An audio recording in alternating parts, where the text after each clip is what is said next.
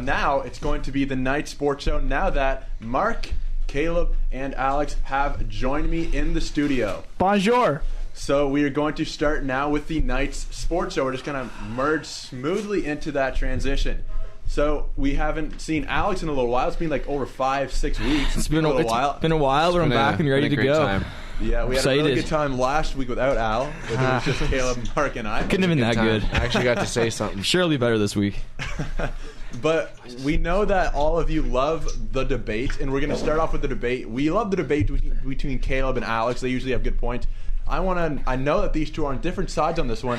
It's the debate of whether plus minus is a good stat. I know Mark has some thoughts. I have a few thoughts myself. I know Alex and Caleb have some thoughts. We've talked about it a lot before, and some people do think it's a good stat. I know Caleb does. I know Alex, Mark, and I do not. So Caleb's really going to have to persuade us, maybe, into changing sides. I don't need to persuade you guys to know that this is a good stat. You guys can believe what you want. I don't care what you think. At the end of the day, plus minus, to me, is one of the most valuable stats in the NHL, strictly because when you're on the ice and you score a goal, you won't always get a mark on the goal tally or a mark on the assist tally. A mark? We have a mark in here. A tally. What's up? But plus minus shows that if you are a plus player, you are on the ice for more goals for than you are against. Taking away power play, taking away PK, you are on the ice more when your team scores, which, again, may I remind you guys, is the point of hockey, to score more goals than the other team. How is this a bad stat in any possible way when this is exactly the stat that measures what hockey is about? Hockey is not about who has the most goals out of any player in the league. That's not what wins you a championship. What wins you a championship is scoring more goals than the other team. And plus minus completely shows this stat as players who are on the ice for more goals for, I think, are more valuable than players who are minus players. If you've got an all-star who's a minus 20, great, he's getting you a lot of goals, but he's on the ice for just as many against. A complete all-round player knows how to play the game without the puck, and that's why we see a guy like Jonathan Toews, who doesn't get so many goals, doesn't get so many assists. Jonathan Toews is a great example of this, of a guy who knows the game of hockey inside out and has a great plus minus to show for it because he does the little things right and he's on the ice when his team scores.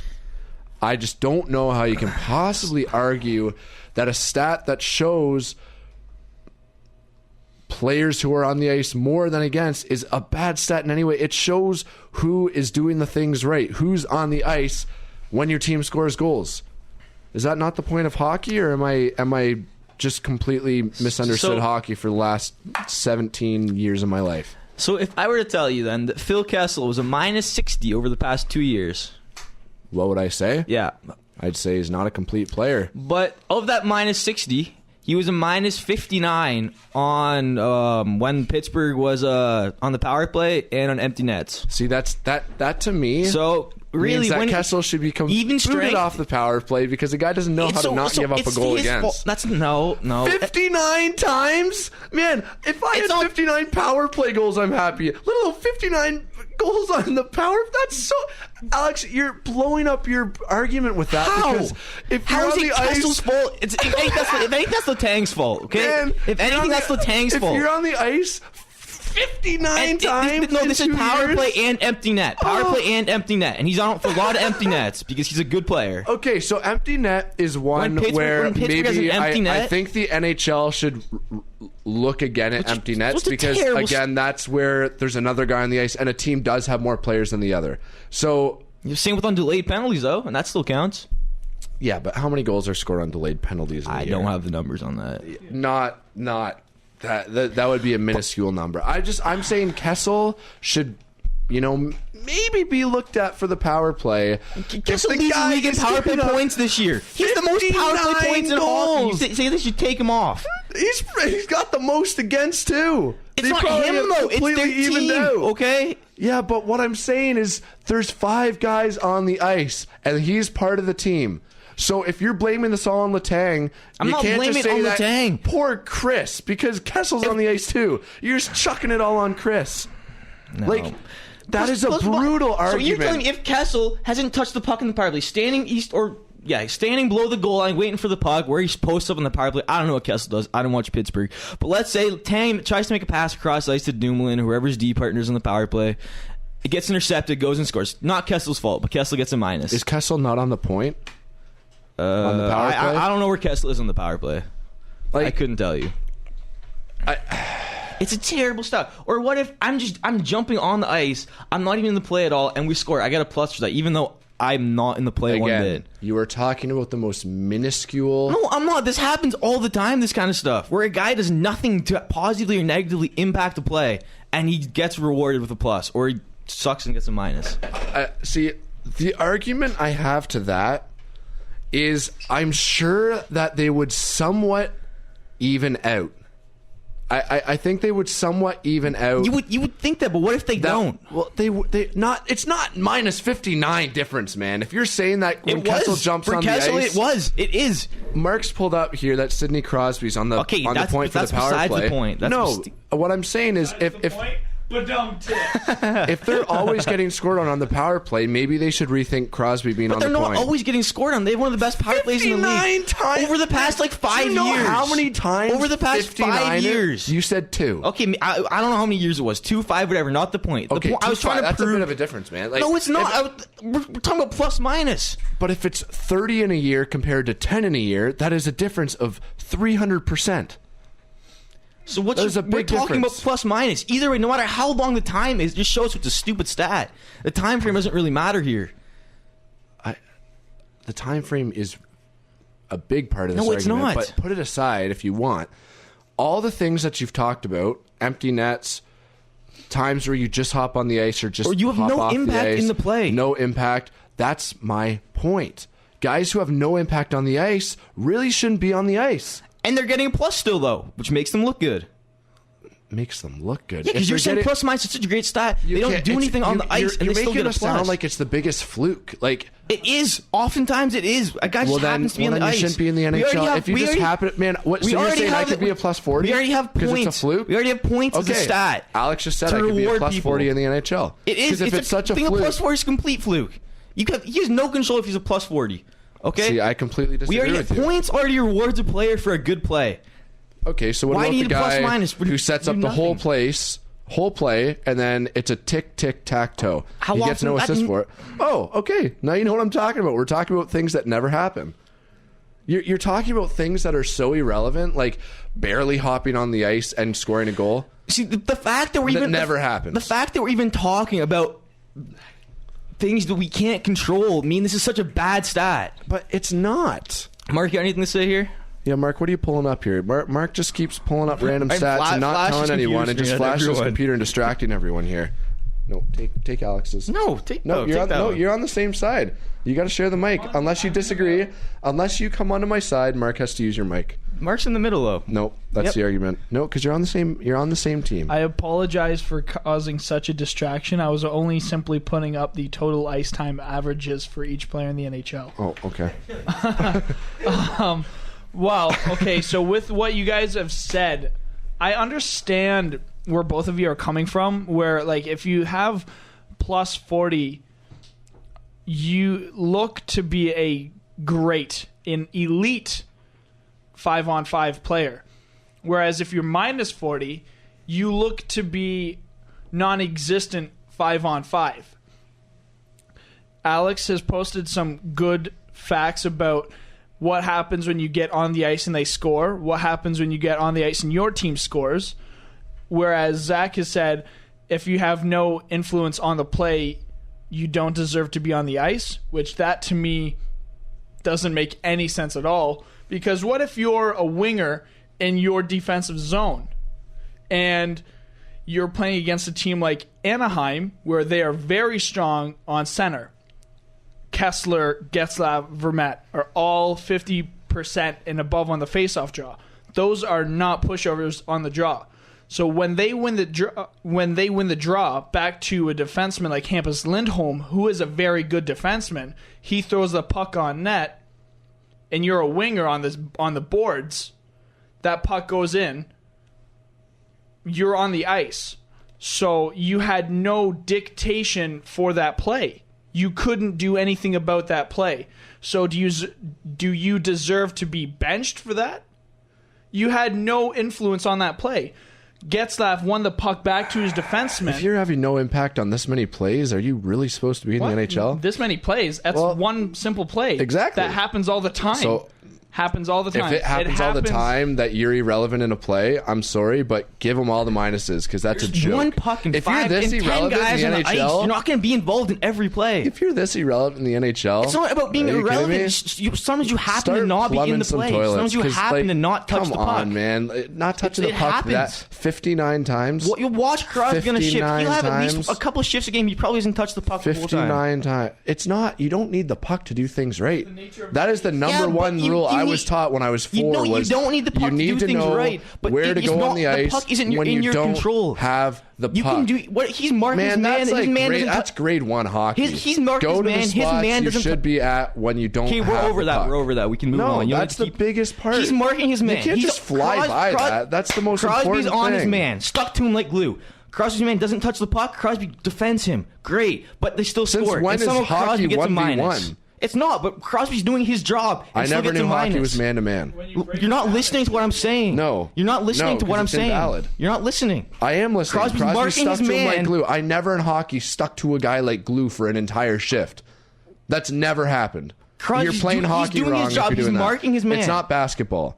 It's not basketball. He get over that. Crosby's being a good defender, and they still score. Who's he stuck to? The center, the defense? It switches all Get the time. over that. Just, you're not listening to the concept. Stop being stuck on small details. He's playing good defensive That's the biggest hockey. detail. You can't be stuck to a guy the whole He's shift if you're playing good, hockey wrong. Yeah, I'm sorry. He's playing good defensive hockey. Well, then it shouldn't go in. But it does. What if it's a fluke? Then Glitch goal. -1 for Crosby. And it shouldn't be. Boot him off the fantasy team. That's a -1. Exactly. See? Don't want him if he's Exactly. a -1. Like, or what if your defenseman gets Man, guys, you're playing a lot of what ifs. Yeah, you're playing a lot of What what if I married That's- Kate Upton? That's what's just so Good stupid. for me. There's so many It won't what ifs happen. involved in this It won't stat. happen. There's so many what ifs involved Okay. in this stat. Say- That's why it's What not if I good. go outside, slip, and stub my coccyx? Then what? Stub your cock. It'll never happen. But I can also say, what if I go outside and walk to my car? That's a lot more... Don't know what the word is, but there's a higher chance of that happening than me going outside, slipping, and stubbing my coccyx than me walking out to my car. We're playing the what if a man No, it's because takes it's a not pee that on the moon and it rare. lands it's on Mars. not that Like- rare. These situations we're talking about, where a player plays It's good not- defensively and still gets scored on. That's tough. If you're getting scored on when you're on the ice all the time, obviously not doing your job right. Fault as well, that you Yeah. you did everything right. 100% could be. There's But just it so also, many ways this it stat also can go could wrong. be that I stand in front of the net, get smoked in the face with a puck, and it goes in, and I get a goal for it. There's so many flukes And with then you every shouldn't get single that step. plus. You shouldn't get that plus. You shouldn't get the goal either. You should get the goal, but you shouldn't get the Oh, plus. so you should get the goal, even though you did nothing. That makes no sense. The that puck that went makes off of you. Plus minus is a stupid stat. the puck went up. Okay, so Crosby dangles the entire team, comes in, rips a shot top corner, but it hits Chris Kunitz in the cheek, bounces in. Would it have went in if it didn't go off his cheek? No, it wouldn't have. Yes, it would. I just said it would have gone in, but Chris Kunitz got domed and it bounced off his head and went in. Crosby still gets an assist for his work there, okay? Okay, well then goals is a fluke stat. Goals is a fluke stat. No, it's not a fluke stat. Yeah, it's a fluke. No, because it wouldn't have went in otherwise. And even if it would have, who knows? Who knows for sure if it would have or not? You can't prove for sure it would have went in if it didn't go off Kunitz's face. The reality is when you're on the ice, you always have a chance to help score a goal or help not score a goal. And I've never heard of a game where a guy would come off the ice saying he played a great game if he was a -5. That wouldn't happen. He was on the ice for 5 goals Fun against. fact. One love time to the hear a Leafs fun beat fact. Detroit 9-3, and Brett Lubda on the Leafs was a -3 in that game. How do you think the Brett Leafs Lubda scored felt? 9 goals, allowed 3. Lubda was on the ice for 0 of those 9 goals. So how is that a stupid stat then? No. I have a game for you now, okay? Chicago beats. Yes, I Ottawa know, because he Senators, scored 8-2. power play goals. Patrick Kane has 5 points, -1. -1. He scores 5. He gets 5 points. He's a Four on the -1. power play, don't count for plus minus. On for 2 Ottawa All right, goals. great That's what power I'm- play player. Obviously, not so great 5-on-5. I think we all knew that. I think we knew Patty Kane was a average 5-on-5 guy at best. Patty Kane is one of the best power play guys, partially because the guys around him look at the power play. But I would say he's one of him, Ovechkin, Kucherov, some of the best power play guys in the I think you league. need to watch more Patty Kane. Patty Kane's a game changer, but it just showed. He's a game changer. -1 5-on-5 and on the power play. -1? That's tough. It's just that's why it's a stupid stat. They wouldn't have won. They probably would have won, but it wouldn't be as lopsided a game without Kane. what does that have to do with anything? Because he ends with a -1. And if you just look at plus minus, it looks like he had a bad game, but he didn't. No, because there's other stats that go along with it, and you'll see that he got 5 points.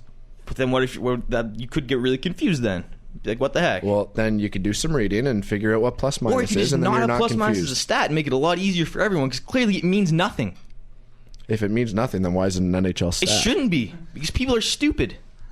People are stupid. Yes, it So shouldn't that's be. the hype of your argument is people are stupid. When it comes to plus minus, That's those the agree only with it. way- Yes, they are. That you can explain. Who does? Okay. I just pulled up a stat. I just saw that Duclair has more power play goals than Austin Matthews. Enough. Cool. He also has like 3 more years of experience than Austin Matthews, but Are we talking just this year? This year, forever, because he's got about 3 times the amount of playing time as Matthews does. What? Anthony Duclair. Anthony Duclair. Yeah.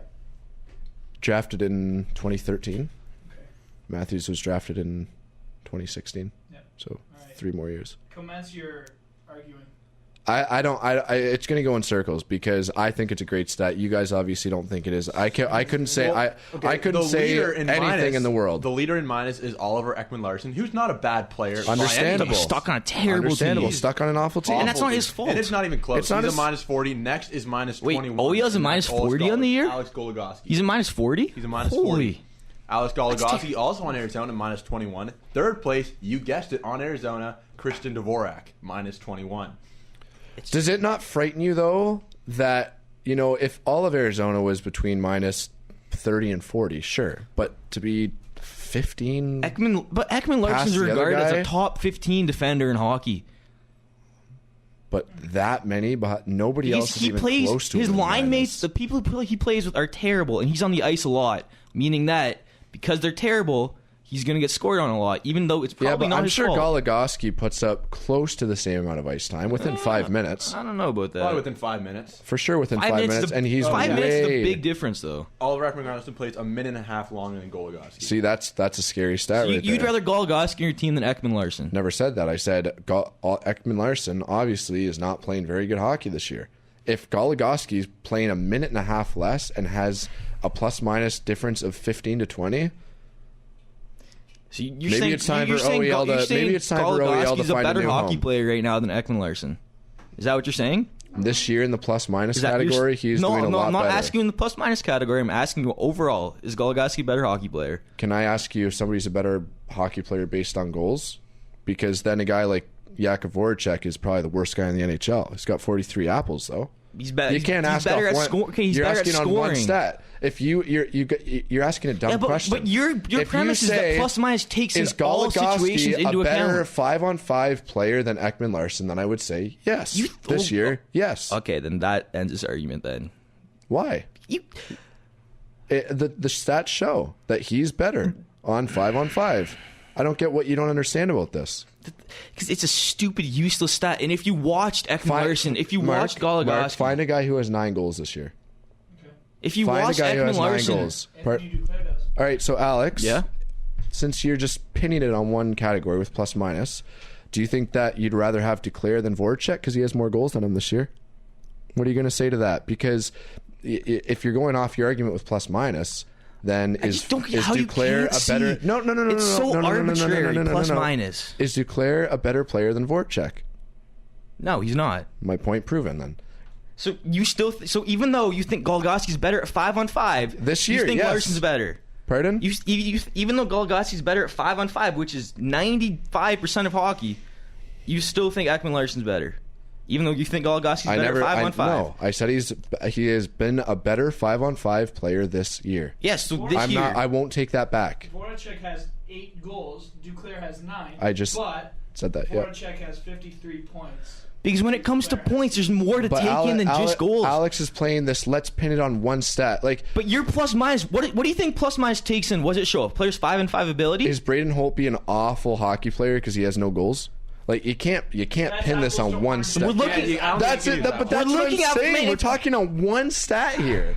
You're playing the one stat game. If we're playing plus minus, I don't know if you're being stubborn or why you can't see why it's so. It's such a terrible stat.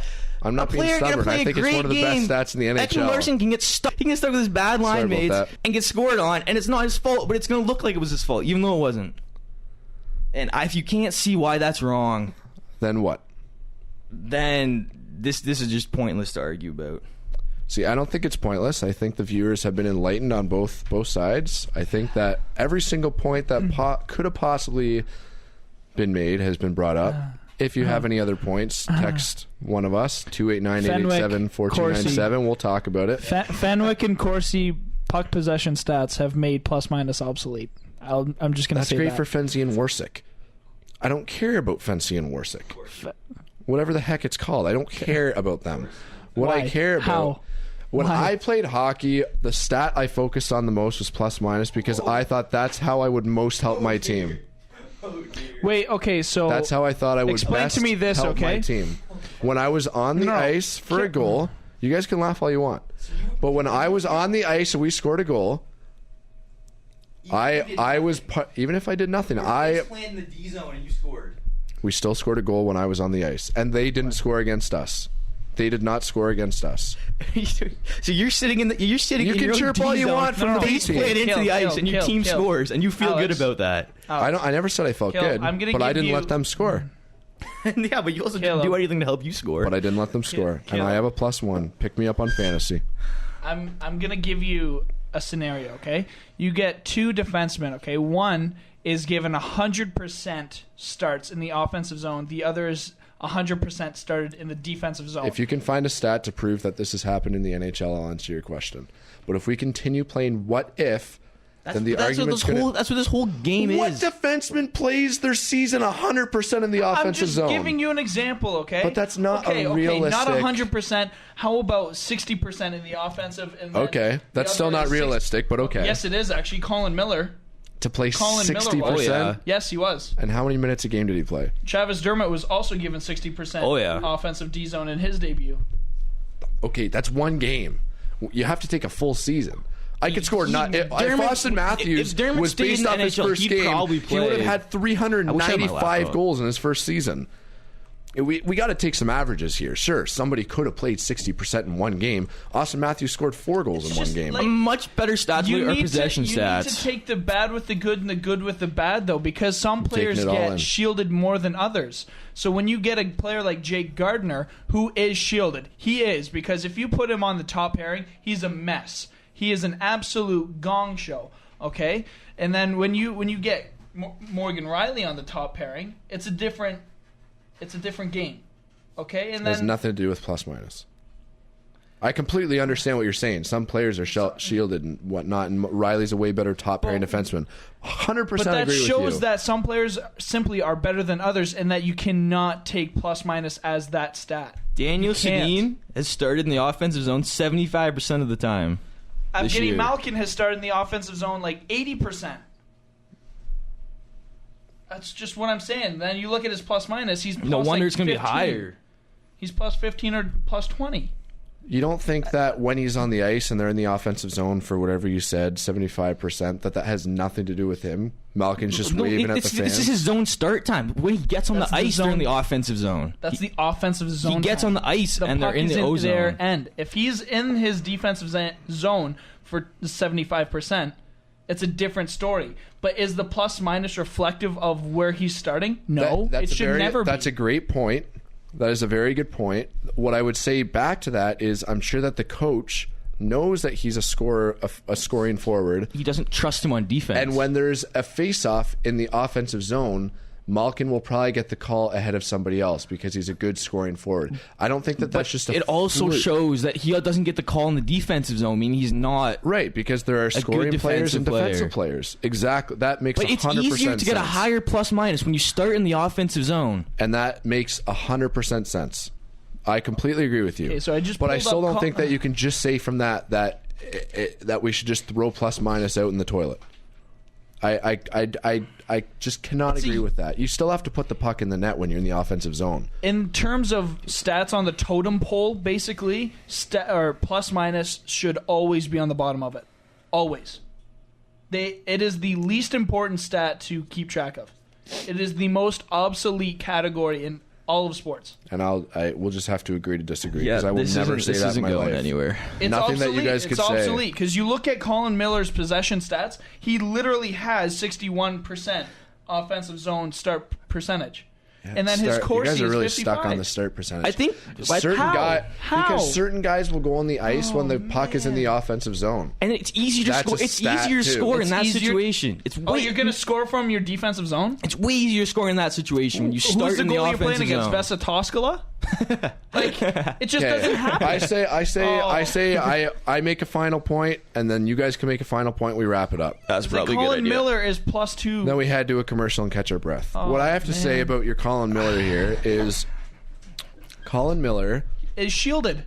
He's Okay, shielded. let's go back to Malkin because 75%. That's a great stat. I didn't know that. That was a new stat to me. Mark's just going to pull it up to make sure that we know that it actually was 75. I'm not sure it's at 75. It's at 70. Okay. So 70% he's starting in the offensive zone. Is there a higher chance that Malkin will score from the offensive zone than the defensive zone? Of course. Yes. I think all four of us can agree on that. That's why his plus minus is That's that way. not- So that's you not can't a look tough- at the plus minus. You just can't. But you're making it sound like if you get a face-off in the offensive zone, you just get an automatic plus. No, but it's much easier to get a plus and much harder to get a minus when you start in the offensive zone. NHL shifts are 40 seconds? But Malkin has If you start in the offensive zone, it's likely that at Malkin least has- 10 to 15, even if the other team wins the faceoff, 10 to 15 of those seconds are going to be the other team trying to break out. And then you have, 25 seconds left not to get scored on? Much easier than starting in the D zone. Plus, when you Malkin- get the opportunity to play with Kessel, Schultz, Letang, Crosby. Kessel minus 59. All I have to But say still, is Malkin 70 has points. shown that he is an NHL scorer. And so there's no argument on why the coach would be putting him on the ice when they have an offensive face-off. That is just common sense. And the reality is he still has to go out and score a goal. Or he still has to go out and help score a goal. Significantly easier when So- you get that start, though. See, if I'm going on the ice in the defensive zone or the offensive zone, I'm really not thinking that I have a much bigger chance starting in the offensive zone. The ice but isn't you 4 do. miles long. No, but you the do. ice is a couple strides and you're in the offensive zone. You win the face-off, you're in the offensive zone. I don't think that we can just... There's the whole breakout and zone entry after that when you start in the D zone that you don't have to do when you start in the offensive At the end of the zone. day, Malkin is a 70% offensive guy, offensive face-off guy, starting guy, whatever you want to call it, because he has shown that he can score in the offensive zone. As well as he's not trusted on And defense as much. you only get a plus if you can score goals, if you're on the ice for a goal. And Malkin has shown that he is on the ice when Pittsburgh scores a bulk of their goals. That's not hard to understand. That's not something that we should just throw in the toilet. Because Malkin, I just keep going back to a guy like Taves who does everything right and helps set up these plays, but doesn't always get the points for it. And this is a great stat for a guy like if he's helping Jonathan setting up Taves. these plays, then why isn't he getting the points? Because you don't always have to have the puck to help score a goal. I think that's true. the best way That's I why can we should. put That's it. why we should look at possession numbers then. Puck possession. But you don't need that great of Because possession when you- time when- to do the right things. It's like in basketball. If you set a great pick, you're not getting awarded the points, the assist, the rebound, anything. You're just doing the right thing. Unfortunately, in Off the ball. hockey, Intangibles. making a pick is called interference and it's illegal. But see, now you're just Jonathan Taves playing the is stupid actually game where you know what I'm saying, but you're just gonna. 55% in the offensive zone starts. What'd you say? Jonathan Taves is above 55% in the offensive What's zone his plus starts. minus? Sorry. He's plus 11.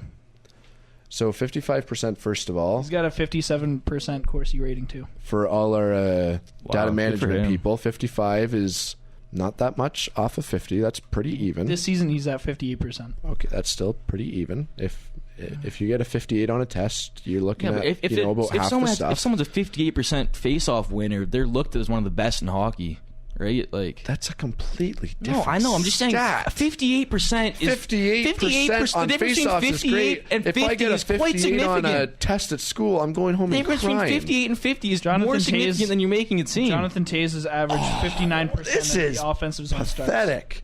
Jonathan Taves is a prime example of why plus minus matters. That's all I have to say.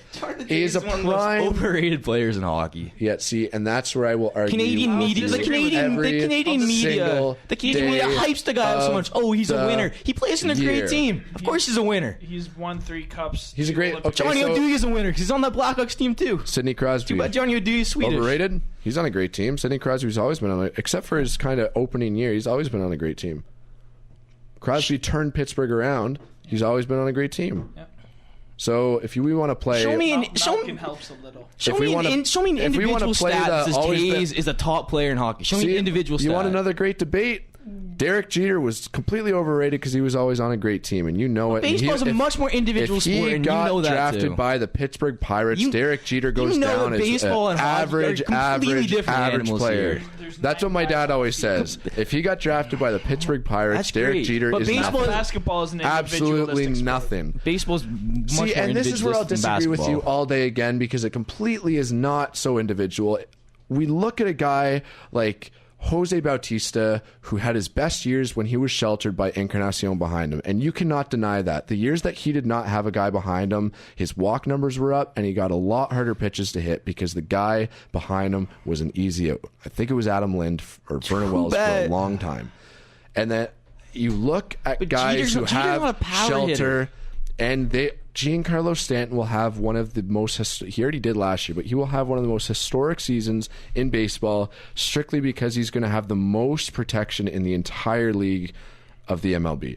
And it goes deeper than just saying, "Yep, you go up and it's an individualistic sport," because your coverage and protection in a baseball lineup is so very important. What And Derek protection Jeter does Chris always Davis had have that. in Oakland? Okay, what protection did Logan Morrison have in I don't Tampa? think they care about Oakland. They were both top Chris five. Davis They're can top go 5 7 in home runs. Chris Davis can go 7 for 7 with 7 home runs, and Oakland will still lose the game. And he had no I don't think protection. they No care. protection. So why does he need protection if he's still hitting 43 home runs a year with no protection? I don't think they care about Oakland. They're just You're the throwing one- meatballs and trying to get out of there.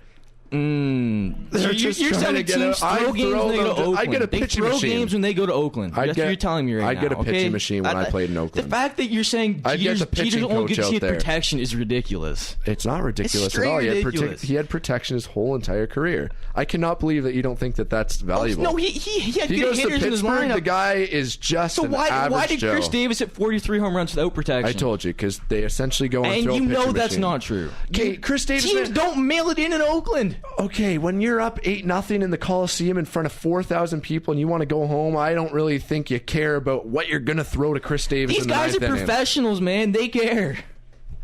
Okay, It's their job to First care. off, Chris You know, Davis, that's a freaking 1 in a billion Boone example. Logan isn't going to go out there and throw meatballs because, it's Chris Davis, Oakland. Boone Logan cares about his job, okay? Why the He's going heck to try are and you get bringing out. up Boone? I don't know. First, you I'll bring up Aaron can Poop if say you whatever want. reliever you want. Put whatever reliever you want in that situation. Okay, we're not getting onto Jeter because I could finish the hour. I'm just saying protection matters. Holy, and it's already back 17. Wow. back I'm sweating. to Pittsburgh. Crosby's always had protection. You can't just start saying that guys with protection are just automatically overrated because they have protection. Mark. Jonathan Taves would still be a leader and still be a good player on a bad team. That is going to wrap up the plus minus segment of our show. We have guys sweating. We have guys needing to catch their breath a little bit. We will be back in about 5, 6, 7 minutes talking more NHL, maybe a little bit of football as the playoffs are going on. We'll be back in about 5 to 7 minutes. This is the Knights sports show. Welcome back. That was a little bit of a longer break. We had 2 songs, 2 commercials in there after a heated debate that lasted over 35 minutes. Toasty debate. Still sweating. So we all know that it is the NFL playoffs. We're not really big into the NFL playoffs. We kind of just try and stick to hockey and baseball, which we excel at, I think. But with the playoffs, we know Alex is a massive Patriots fan. I want to hear his thoughts on the new opponent the Patriots will face next week.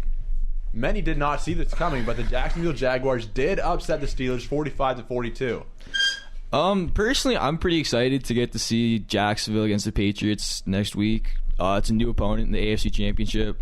Jacksonville hasn't been in the playoffs since 2007, I want to say. So, yeah, I'm good for them. I actually really like their team. Leonard Fournette, great running back. Their defense does kind of scare me. I probably would rather. They gave up 42 today, though. Yeah, they gave up 42, but the slightest. I don't know. They were number 1 in the regular season, I believe. Ridiculous amount of sacks. I don't know.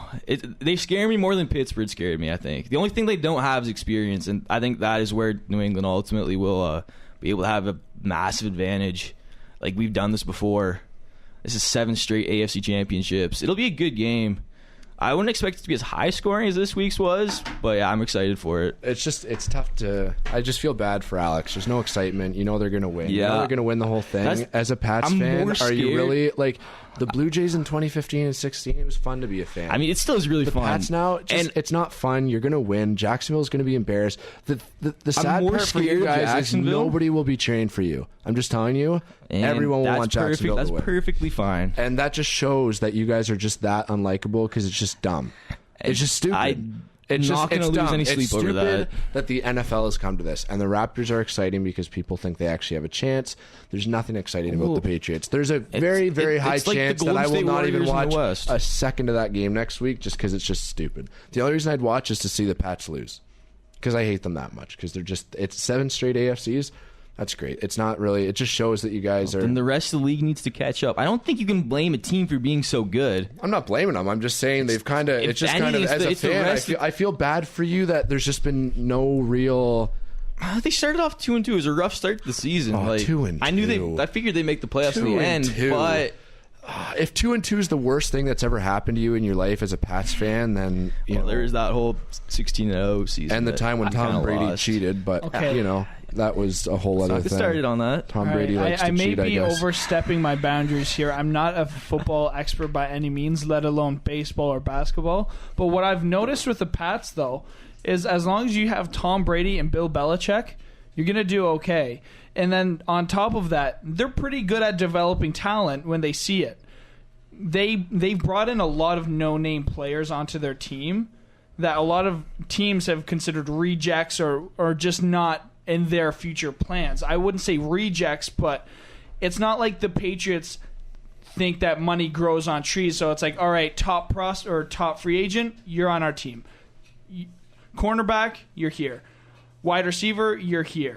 You're here. Get on here. You're the water boy. We'll make you the wide receiver starting. All-star water boy. This is why I'm just saying. This is why hockey and baseball are the best sports in the world. As long as you have the NFL is the Tom same every Brady. year. NBA is the same every year. You're saying Tom Brady, Tom Brady Belichick, is the they'll win greatest you a of all time. championship. He is the greatest. He is one of the best, if not the best. I don't know enough football history, but of this generation, I don't think there's any consideration after what he did last year in the Super Bowl. I don't think there's any debate, and there should be no debate. Wasn't that exciting to watch that Super Bowl? And I think 25-point comeback. That's exciting. That was probably the most exciting thing that's ever happened for a Pats fan, because otherwise it's just smooth sailing and it's boring. I don't know how you would think it's boring, but I mean, watching your team win. Much is it just for really me get old. It would kind of get boring. If the Blue Jays won the next 8 years, is the 8th as good as the first? Just kind of gets dumb. You like to see new teams do well, because then you start. And that's why the Astros were exciting this year. It's still pretty fun. And I mean, between the last Super Bowl, or I guess it was 2 or 3 ago in 2004, and to 2014, between 2004 and 2014, they lost in 2 Super Bowls to the Giants. So there was a. Yeah, bit of a bad taste in your mouth there. That was a tough one. And then this past Super Bowl, the last one, that came on the back of the whole suspension. And so, yeah, there's some revenge being extracted there. I don't know. There's always these little subplots. How nice of a Super Bowl would it be just not to see the Patriots come into play? Just be so nice. Like, imagine a Super Bowl without the Patriots and an NBA Final without Golden State and Cleveland. Wouldn't that make sports more exciting? Look at the like, you see the Astros and the Dodgers this year. Two kind of new teams. LA's had a lot of struggles lately, and the Astros have completely come up just in the last couple of years. But that was fun. That was exciting. So the and the Pats losing every year. We've had a really good run. It's been 15, 20 years now. They've been one of the top teams, if not the top team, every year. But this isn't going to last forever. It just gets boring for me. I think this isn't 5 years from now. I hate to say it, but I don't think they're going to be the top team. Or Brady will have moved on. I don't know how much longer Belichick's planning on staying, but he'll probably move on. And they're not going to be the top team. But when you're 40, when you're 50, and you're looking back on football from your childhood, you're going to remember this. You're not going to remember that. Oh, when I was 7, they won. Panthers when I was 15-1. They won. In when 2015. They were 9, they won. When I was 10. They won. When I was 11, they lost in the finals. But then when I was 12, they won again. Exactly. When I was 13, they won. Remember. 14 won. And they won when I was 15, 16, 17. It's just stupid. Like, when I'm young, I'm going to think of that bat flip game that I went to, because that was the time that the Jays kind of came up, and they had never done that before. That was exciting. That was an exciting time in sports as a Toronto fan. For the Patriot, like, if the Jays were to be really good my whole childhood, I wouldn't be as memorable to just see them win 7 times in a row. It was exciting when they won in 93, 92, 93, because it hadn't happened, and everyone joined and watched. They had so, like, you look in 2015, they had, I think 2016, their attendance was 4 million. They sold out every single game. I'll cheer. I'd rather my team win than my team lose any day of the week. The whole season? Yeah. Okay. 50,000 fans times 80 games, 4 million. But for football's been tough to watch because, first of all, it's not my favorite, but second of all, it's just imagine you're kind of into basketball, but it's just Cleveland, Golden State every year. Are you going to watch it over and over and over and over and over and over and over again? I don't know, but the thing with the Super Bowl that makes it so much different than other major sports is that it's a one-game thing, right? It's not like a 7-game basketball series where you don't know if you're watching the final game. The Pats are going to win. Oh, I hope they do. It's not a hope; they're going to win. That's why it's so dumb. Could have said they were going to win in 2007, and they didn't. Okay, we're talking about not a century, no. Yeah, but that was arguably the best team of all time, and they still lost to the Giants team. Okay, well, you're giving what it's a wild card team snuck in on the last day. Eli Manning really hadn't done much in his career until that point. And the Patriots beat the Giants Week 17 that year.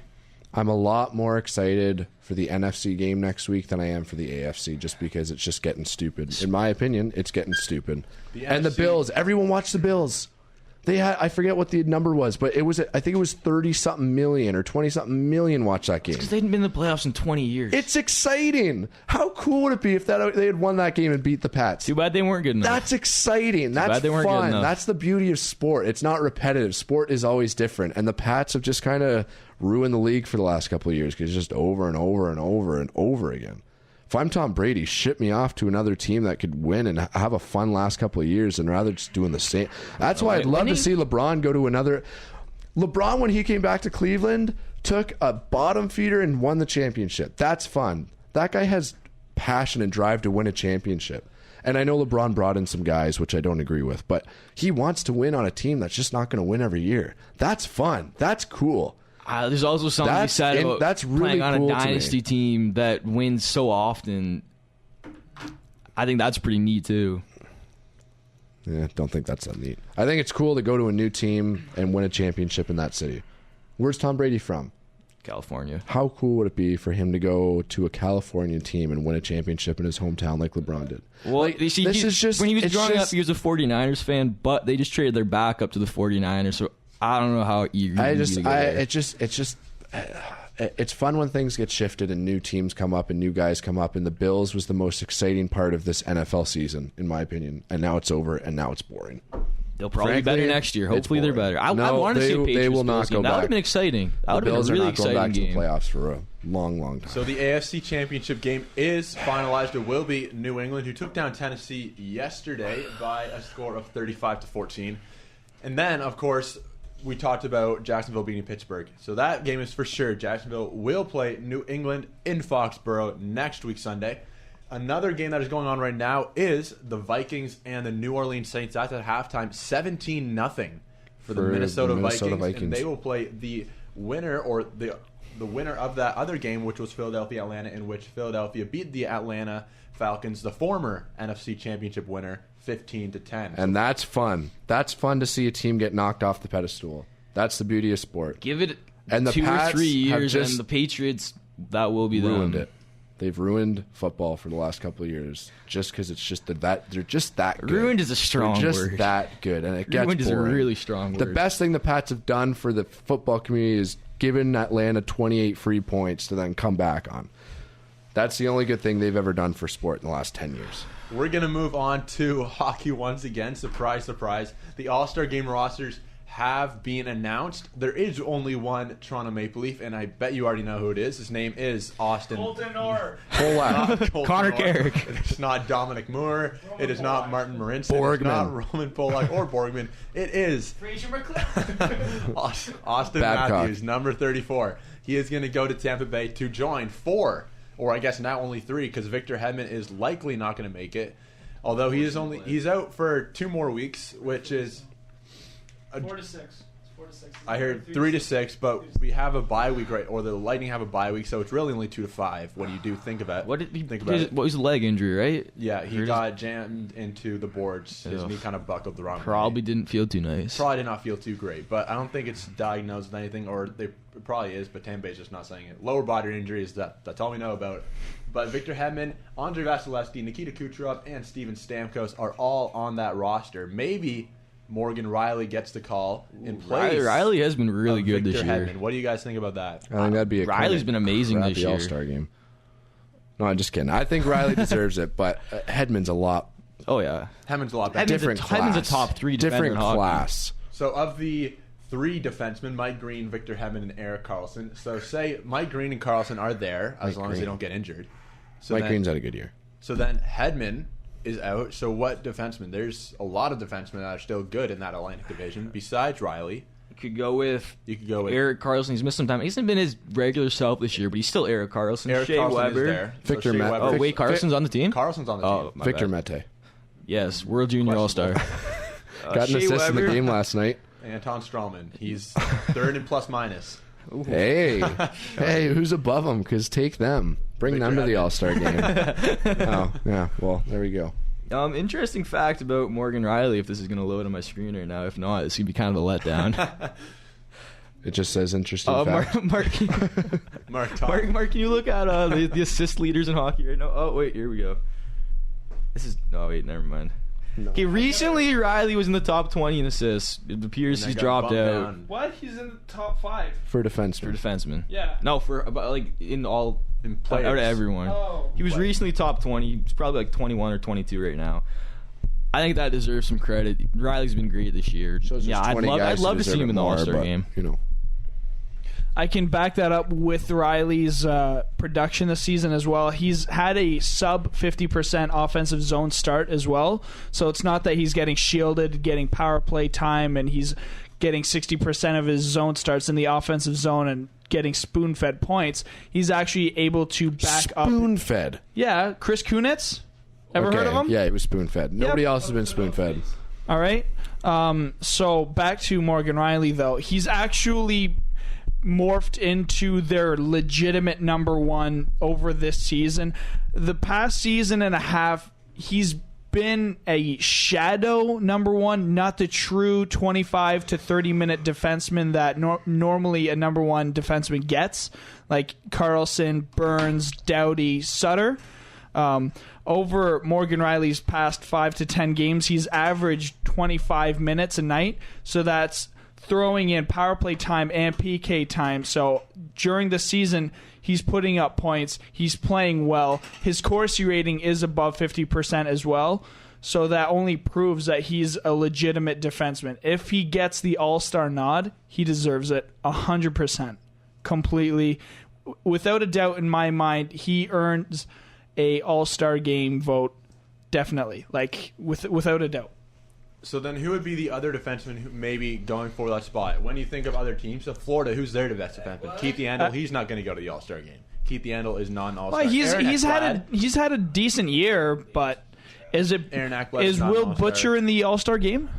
No, he's also in the Metropolitan Division. Oh, right. This has to be for the Atlantic. Right. So Florida, Buffalo, Rasmus Ristolainen is not really an All-Star. I wouldn't say he's not Morgan Riley. No, Boston. I don't know if you'd have maybe McAvoy. McAvoy's been really good. Ristolainen has been Buffalo's only good defenseman. Like Jake McCabe. I'm always going to argue for him. Zach Bogosian. Nate Beaulieu, underrated guy, not an All-Star, but he's a good player. He will never be an All-Star, but yeah, he's a good player. You can say he's underrated. I don't watch him enough to say that he is, but you can say that all you want. Ristolainen is always going to be an underrated guy in my opinion. He's 22 years old and he's been their number one defenseman for the past 3 seasons. Kind of hard. That's not to be when you're. It is extremely hard. Josh your second best defenseman is Josh Georges or George or Nathan Beaulieu. And then you have Zach Bogosian. Nate Beaulieu, as it turns out, is minus 14 on the plus minus. Also have to say he's on a bad team. Oh, bad team. On a bad team. Whoa. Of the top 7 in minus, 6 of them are on Arizona. Yeah. So that's a bad team. Yeah, it's a horrible team. But Beaulieu has averaged about 14 minutes of playing time in his last 5 games. He got 10 minutes his last game. I don't know about that, buddy. That's not very good. He was minus 3 in his second last game. Who was? Beaulieu. Oh, well, that's tough. But he played for the Bulldogs, so you got to be a fan. Okay. Hometown boy. But anyways, though, Morgan Riley deserves an All-Star game. That would be a luxurious choice. Explain. It'd just be he deserves it. Yeah. Be luxurious. He deserves it. Nice Toronto boy. He's put up he's Toronto boy. He's from BC. He plays in Toronto. Oh, okay. You got to explain that, buddy. Okay, I'm going to explain it. He plays for Toronto. So, are we going to be discussing the omissions or the strange ads of the All-Star game? I guess we could, because I understand Mike Green, but he's on Detroit. You have to have Detroit. Yeah. You have to have a representative from every team. Which honestly, I kind of like that. Tatar, because what if you're a fan of Arizona, who deserves a spot? I could tell you about Arizona. 3 Clayton guys. Keller probably does. Keller, OEL, Dvorak. The minus 40, Oliver Ekman-Larsson got the nod. Amazing. He shouldn't. He's minus 40. He's minus 40. Wow. He shouldn't have the nod. That is going to be your basis for All-Star nods, right? Oh, you're minus 50? Nah. Get out of here. I don't care if you have 100 points. In the All-Star game. If you have 100 points and you're minus 50, you're a joke. No. Get out of my sights. There are exceptions when you're on the worst was minus 60 team. Is he? No. My point exactly. But what if, though? 20. What if? Because Ovechkin has had 50 goal seasons. Give me an example, and then I'll explain. No. But there's no. We're playing what ifs again. You guys, your whole argument is based off what if. I'm giving you a fact right now. And I want a fact. Ovechkin has had 50 goal seasons and has managed to end up minus 20. He's had a 50-goal season, and he's a minus player. 50 goals. Not as good as defense as people thought, I guess. He's gotten a couple votes for the Selke, believe it or not. He's at points. He's finished top 25 in Selke voting. I am not kidding you. Back That's in about amazing. 2009, okay. I was looking at the Selke votes, and there were times where he finished above Crosby. Looking at the Selke votes here. Wow. Right before Alex and I dabbled out of the 30th house, in 07, 08. We were talking about should a player go to the All-Star game. And Alex seems to think that players don't have to go to the All-Star game. I said players absolutely should. And I think that decline the invitation. That'd be interesting. I should clarify. I should clarify. Yeah, because your argument that if was a player lacking. has an injury issue, then it's certainly acceptable. Okay, obviously that was not the argument though. You said they shouldn't. Maybe go to I was the misunderstood. game. No, I realize I might not have communicated that well, but AKA I won the argument. No, you agree with me now. Okay, but in the house, Mark was there. You said that players should not have to go to the All-Star game because they could rather enjoy the 5 days. If they have an injury issue. They're going to roll up in a wheelchair and, hey, guys, my legs are broken. I'm still going to play. No, but you kind of agreed with them, Mark. You said that they could take the 5 days If off. there's an injury issue, then certainly. Okay, yeah, that's not what you said, so now we're on a different That is what I meant, so I don't know how we're going to argue I know there are both the same side people here. who say that the players should be able to decline and that should be okay. And I thought that's the side Alex was on. That's what he said in the House. I completely disagree with that. I think they're... Well, it's not okay. You actually did say that. That's not what I said. But you know what? Mark, am I going crazy? Yeah. Did he say that? No. He did. He did. Okay, he did. Thank you. I must did not think I was going that said crazy. my point the way I meant it. But if you're a part of the NHL and you get invited to the All-Star game, it's a disgrace to the league for you to then say, no, I don't want to go. I also agree on top of that because like the NHL has made it a priority to represent every single fan base. And you're just saying no. You're saying no, I'd rather sit at home and go fishing with my friends. Crosby has single-handedly saved the Pittsburgh Penguins himself. He has brought that team literally from the ashes and brought that team to a forefront of revenue makers for the NHL. In Crosby's defense, though, he has missed it 10 times. 3 times from the Olympics, 4 times because of a concussion, and twice because he wasn't even voted in. So it's not like the guy's declining every single year. Twice because you... When was he not voted in? That's crazy. Last year. Oh, wow. He was voted in last year. Or 2... I actually watched... maybe two years ago then. It was very recent, and then once earlier well then on top of the 4 times, along with those 4 times, he's had a broken leg or a sprained leg twice for sure. Yeah. No, he's sprained his leg, I know for sure. He's had a high ankle sprain, which knocked him out for a few games. But yeah, it's fans pay for their teams to be represented at the All-Star game, and then all of a sudden your favorite player doesn't show up because he wants to take a 5-day rest. 5-day bender with the boys. It's just frustrating for me as consumers that, and this goes back to the Olympics discussion too, where Ovechkin said he would leave his team to play in the Olympics. As a consumer of the NHL, it's so frustrating for me that these guys are saying no to the All-Star game, saying I'm going to go to the Olympics, saying blah, blah, blah, blah, blah. Because we pay money to consume this, and we spend our days... how often when we're together are we talking about our fantasy teams? And we talk and breathe sports all the time. And then guys are just like, I don't really want to go. Thanks for voting me in, but I got better things to do. I agree. Is that not the and then there's a bye week on top of that too. There's a bye week as well. I fully agree that players should go, and if you're selected and you don't have any injury issue, you should go. But I don't think you can say that these players owe us anything. I completely disagree. Why do they owe? Why do They're they getting owe paid us? millions of dollars. How do they not owe us? If you don't like that, then stop watching and stop paying. If you don't like something, stop paying for it. But that's not what I'm trying to say. I'm saying there are certain guys that can ruin it as a consumer. 99% of the NHL can be if you're great. mad about that, Like you look at the pace of playing the All-Star game, though. You look at the pace of playing the All-Star game. I think it's a joke. It is a joke. It is a joke. It's meaningless. All-Star game's stupid. They need to change it. And they try the 3-on-3 is exciting, but we see 3-on-3 and that's why most nights with overtime. That's why baseball will always be the best because you can try your hardest. Year that they stopped the All-Star game in the 13th inning because they ran out of players. Because if you won the game, you got home field advantage, which I wasn't a huge which is over with now. But I kind of liked it though because players were actually playing something hard to play for, and you had to. What are you gonna if you can't if you can't strike a guy out, you will seriously knock it out of the inning. It is crucial that you actually play well, or the game will not end. You're going to be playing heavy hitters like Encarnacion, Bautista, and then you got a guy Jose Altuve to go up against. You cannot. You're done for. You cannot play. At half pace, or you will actually not get out of the inning. Neither does the NBA All-Star game, neither does the NFL All-Star game. The All-Star game, honestly, was something that my friends and I would actually talk about. Like, hey, you want to come over watch the All-Star game tonight?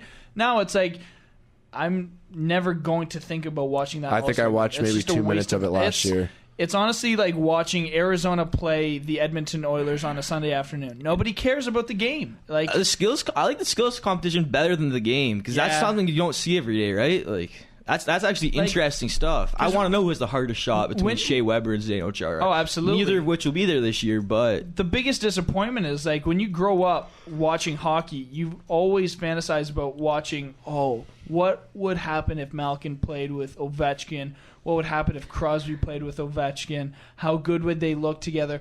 And when they do, it's just a nice Sunday afternoon game. no defense these All-Star games. There's zero effort. It's just let's just back check like our paychecks don't depend on it, and we're just. It's I mean, frustrating. their paychecks really don't depend on their All-Star game performance. Because they won. In fairness, The to All-Star them. game. If Clayton Keller's not in the All-Star game, is he? A guy who is on Austin Matthews, who's got a ton of bonuses, but who's still on his rookie contract, could add another 10% to his contract off this All-Star game if they win, because they get $1 million. You got 10 guys on the team, you get $100,000, and Austin Matthews makes $900 or whatever right now. Think about your summer this year. If you made $8,000, another $800. I really don't think Austin Matthews is hurting for money, and I think Austin Matthews I'm knows not in 2 saying years that, he's going to but I'm sign a massive contract. And that's another point I was trying to make, is these guys are just showing that $1 million does not even faze them. $1 million just didn't even make them look interested. Well, So if you're making this much money, you go to the All-Star game if you're picked. It's ridiculous that the NHL even allows them not to go, and they should be suspended the rest of the year if they don't, unless they have an injury, because it's pathetic to think that somebody would turn it down strictly because they have better things to do than represent their team. I'm sorry, that's ridiculous. I'm and going if to go on somebody my does that, private yacht to Turks and Caicos. oh, it's for the stupid. week. If there's no injury issue, they should be playing for sure. Like 100%. Well, that's why they get suspended. Yeah, that's good. If I was a owner or coach and my player chose to get suspended rather than playing the game, I'd be pretty upset. it just shows that taking a game off your team is more worth it to have those days off. And that's pretty Well, selfish. even player. like the All-Star game is a Ridiculous. non-contact game as well. What's the risk of getting injured? But why is it? What? Why is it no Because contact? even these players that choose to go to the game rather than skip it, they're still mailing it in. They're still on vacation. Just their vacation includes a 3-hour hockey game. So in the why middle is there of no the contact? week. Why are they not trying? I don't know. That's a good question. What do we have to do to make them interested? Let's just take I don't the know All-Star what game I don't out. know what the NHL can do here because they tried. They changed up the format, 3-on-3, cool. Tournament style, cool. It hasn't really worked. Players still aren't going to care anymore. If these players don't care, honestly, just let them have their days off because it's pathetic. I think It's that- so frustrating that these guys can't try and put on a show. I like for the us. skills competition, and even if they didn't have an All-Star game, I'd still like them to name a mid-season All-Star roster just because it's kind of cool to like get acknowledgments out like that. Like, oh, Why? you've been playing well. They don't care. You were all. They obviously don't care. It just shows I think they don't care about being named to team, but playing in the game is just whatever. No, they don't. If they cared about being named to the team, they'd try their best in the game. That's the I don't reality. think there's much correlation there. There's complete correlation. I don't think there's much. Well, that's tough for you to say because you're not in the NHL. Neither are you. But I'm saying that from personal experience, if you get named to something, Great, but that's not or NHL me, experience. then you'd want to try your best, which shows that they don't care about being named to the team because they would try. If they cared about being named to And a they team, do try. They try their best No, during the they regular don't. season No, to get they- on this team, to be named to it. That's once, why. Once they get that's there, why they try to get named to the All-Star. Okay, team. no, to but make the playoffs to win the Stanley Cup. Thank you, and Thank to you, get Mark. more popularity, not to make the thank you freaking guys for team. explaining the concept of the NHL to me. They couldn't give. I really needed that one. I'm gonna try and find an NHL guy. See if one guy replies to me on an Instagram DM and say, "Do you try your best to make the All-Star team?" And if one names says yes, I'll give you every dollar I have in my account, which isn't much because I just paid tuition. But they don't play their hardest to get named to the All-Star game. And if they did, then they'd actually put in a tiny bit of effort to actually make that game exciting for fans. There needs to be a special sort of incentive. No, because There honestly, already though, is an like, incentive, though. There's already the money incentive. I don't know how the NHL it's not can about fix the money this. for these guys. These Yeah, guys no, exactly. It's not I don't about know. the money. I don't know Look- why are we arguing. We all agree on this. No, I mean, we don't. Yes, You we think do. that guys are playing in the league to make the All-Star No, team? Okay, I would okay. never play for the All-Star I team. forgot I'm how playing for the hockey works. playoffs. Here's my two You cents. two are arguing against no one on this The topic. World Junior. No, we're agreeing with each other as we give each other a warm embrace here. If we look at the World Juniors is a Canadian All-Star team. Those guys have their own teams at home, and they put in every ounce of effort they possibly can because they wanted to be a part of that team. Why is the NHL so different? Why is there no? Because there's money involved. That's the reality. These guys are trying their best because they're not playing for money. They're playing for the love of the game. And in the NHL, because the money is so high, and it's like the lowest money paying leagues, which is sad. But they just don't care because they have the money. They're going to make the money anyway, and they just don't care. Their job is to play hockey. Your job is to with work the in a World golf Juniors. course. My job is to work in a greenhouse. Same with the World Juniors. No, but they're not getting paid in the World Juniors. Those guys aren't getting paid. I'm telling you, that's the issue. So you think NHL players should not get paid, and that'll make them want to be an All-Star? I'm not saying that. I'm saying the reason they don't try is because there's no incentive. Where's their incentive? You guys were saying There is you don't no know incentive playing the All-Star game. You don't know why they're not trying. I'm saying because there's no incentive. Which is why something needs to be changed. Look at the March Madness. Those guys. I say our want to win homework for the so week is we'll all bad. go home, brainstorm some ideas on how they can fix the game. We'll come back next week and we'll share. No, I told you they get rid of the game. There's no incentive. Nobody wants to play in it. So you don't give the All-Star roster. You don't give them that weekend to enjoy. You keep the season going. You take it away from them. Pretty and sure you under keep the going CBA through. there's something that says there has to be a break mid-season. Well, then they should add in the next CBA that the guys have to actually try in the game, or they're suspended the rest of the year. You can't be forced to try in a game. That's It's pretty hard. That's this pretty is hard. pathetic. It's pretty hard to say you weren't trying hard enough. You're suspended. Like you can't really do that. Like look at someone. You're all up these NHL players right now. But they don't owe us anything. Yes, see, and that's where I disagree so much. Why? If you're not happy with their effort, stop consuming. 20,000 people come out to support them on the daily. So then, they can't even just try hard in an All-Star game. No one's taking your money. No one's forcing you to go to these games. It's your choice. In an All-Star game. Then stop watching. If it's making you so upset, stop watching hockey. It's simple. To every single game. Then stop watching hockey. That's not the answer. Yes, it is. Because if you're so upset that they're not trying, then stop watching. That's what a quitter would say. Okay, then stop complaining because it's not going to change. No, I can complain. Yeah, but if you're still going to do it and you're still going to complain about it, why do you keep doing it? So I don't like the Canadian government. Should I move to Palestine? If you don't like it enough, sure. No. Go for it. That's what people who run away from conflict do. And I hope you're not like that, because for me, I'd rather find a solution than just run away from it. Your solution is just cancel the game, which again is running away. Cancel the game. Running away from the conflict even more. You cancel the game. Because I'm still going to keep consuming the NHL. But cancel the game. Okay. Because it's pathetic that they can't even try. It's pathetic that you're defending them when you put in all the hours that you do to hockey. I don't really care. Because Matthews just won't even care about that game. I won't watch the game. I won't lose sleep over it. I won't waste a penny on the game. It'll be like it never happened in my life. So why do we have it happen? I don't know. Some people much like it. Someone thinks it's a good idea. Someone's making money off of it. Yeah, the players. And that's why it's another thing that's pathetic. You really think people are dying in Africa, and let's give millionaires $100,000 for skating around on an ice for an afternoon? Pathetic. It's absolutely pathetic. The whole realm of the All-Star game, completely pathetic. I say you get rid of it because it's stupid. And we're going to end on that note. It is 6:58. This has been the first edition of the Night Sports Show, going 90 minutes. Mark has something to say, it looks like, to end off the show. No, I was just going to say goodbye. OEL was a -40. All Reckman Larson is a -40. That's one thing to remember. This has been the Night Sports Show. I'm Zach, along with Caleb, Alex, and Mark. We will see you back at 5:30 next week to talk more about the All-Star Game and maybe NFL playoffs and NHL hockey. Have a great week. Sayonara.